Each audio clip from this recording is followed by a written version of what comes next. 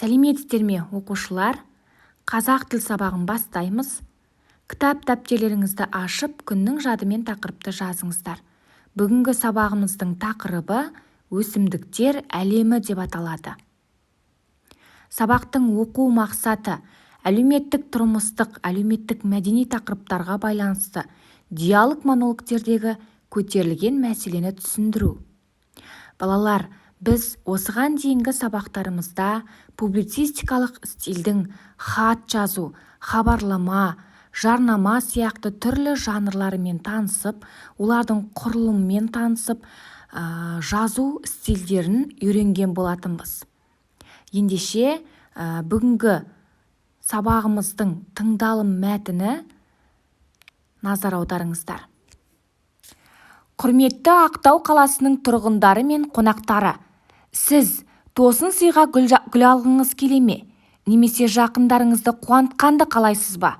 Ендеше 28-ші шағын ауданда орналасқан Камелия гүл дүкенінің ашылғандығын хабарлаймыз.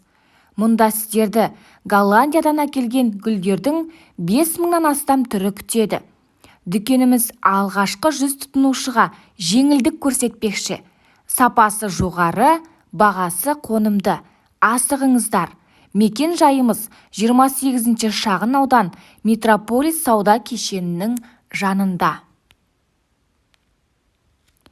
Ендеше балалар, тыңдалым мәтініне назар аудардыңыздар деген ойдамын. Ендеше мына тапсырмаларды орындайық. Бірінші тапсырма, ең бірінші, тыңдалым мәтінінің жанрын анықтайсыз. Яғни жаңа оқылған мәтін қандай жанрда? Жанрын анықтайсыз. Екінші, мәтінде көтерілген мәселені екі сөйлеммен сауатты түрде құрастырып жазасыздар. Сөйлем құраудағы сауаттылыққа аса мән беріңіздер. Бұл тапсырманың дескрипторы мәтіннің жанрын анықтайды. Мәтінде көтерілген мәселені екі сөйлеммен жазады. Келесі тапсырма, тыңдалым мәтінінің қорытынды бөлімін тауып, дәптерге жазыңыздар.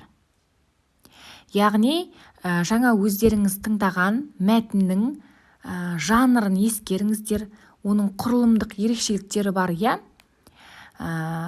Мәтінде ең соңында қорытындыда не айтылып тұр, соны тауып, дәптерге жазасыздар.